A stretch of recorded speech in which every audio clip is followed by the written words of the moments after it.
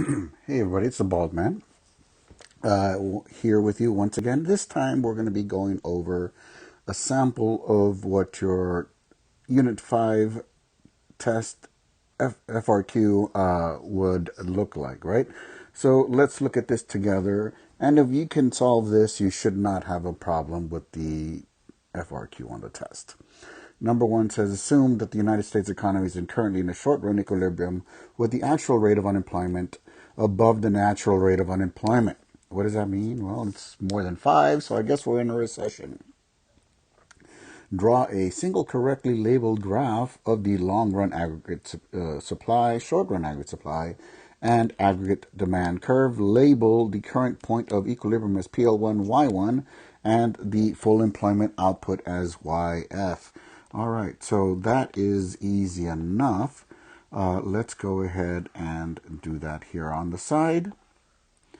Our long-run aggregate supply, aggregate demand, aggregate supply, Y1, PL1, YF, along with output. Okay. It says B, the government is unwilling to wait for the long-run adjustment process in the long run. The marginal propensity to consume is 0.8, and the current level of output is 500 billion, and the full employment output level is 50 billion. 1. Calculate the minimum change and indicate the direction of change in government spending required to shift the aggregate demand curve by the amount of the output gap. All right, so B1. All right, we know our MPC is 0.8, so our MPS has to be 0.2. That means my multiplier is going to be 1 over 1/5, which is actually 5. And I have a gap of 50 billion. So 50 billion divided by 5 will give me 10 billion. So here the correct answer would be increase government spending by $10 billion. All right. Then it says on your graph from part A, show the effect of the graph on the graph, by showing the effect of the policy action and label the new price level as PL2. All right, so what happens when the government spends more money? Aggregate demand increases, and we are now here.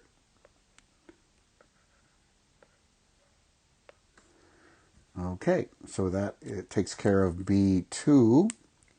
All right, so B2, draw my little arrow up here.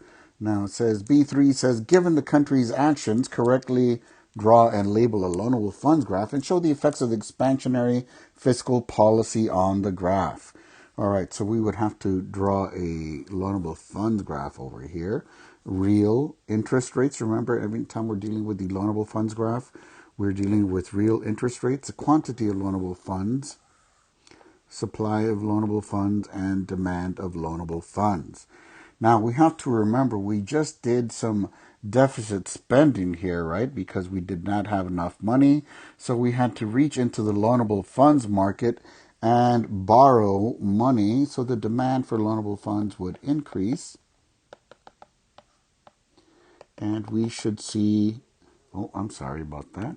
We should see that the increase in real interest rates right here. So let's go back now. C says the United States and Mexico are trading partners. Draw a correctly labeled graph of the foreign exchange market of the Mexican peso and show the effect of the change in the interest rate on the value of the American dollar with respect to the peso. So let's go ahead and draw two Forex graphs, right? And this is going to be the US dollar over the peso, quantity of the peso, supply of the peso, demand of the peso, and our current exchange rate. And this would be the dollar market.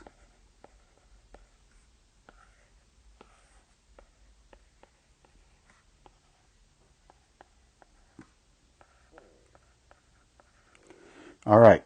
So what we have to figure out now is what's going to happen between these two currencies. What we see right now is interest rates are increasing in the United States because of the deficit spending. And if we remember, that means that our bonds are now going to be more attractive toward outside investors. So what would happen here is because the interest rates on our bonds would be so high, the demand of the US dollar would increase while the supply of the peso increases as well.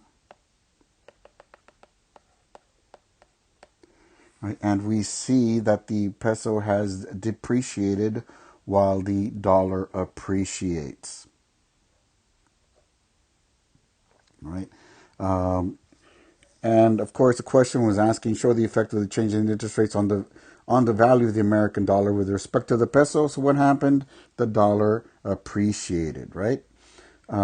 Based on the interest rate change, answer the following. Will the United States current account balance remain the same, move to a surplus, or move to a deficit? Okay, so will interest rates affect our current account? No, right? The interest rates would affect our capital account. So here we would have to say this is D, right? So D, they would remain the same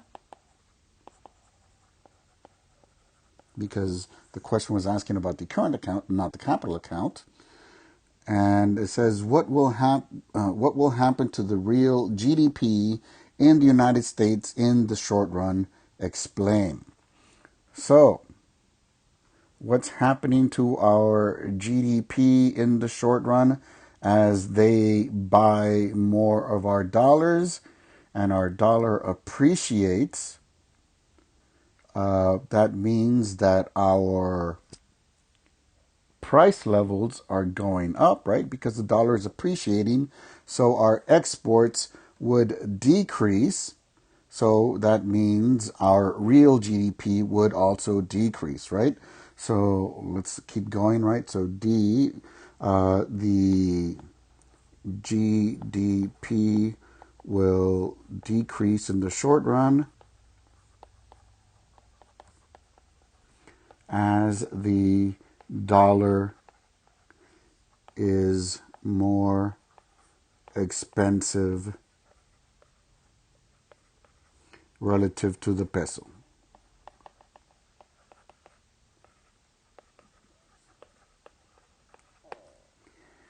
All right. If you guys have any questions about any of this, please feel free to send me a message on Remind.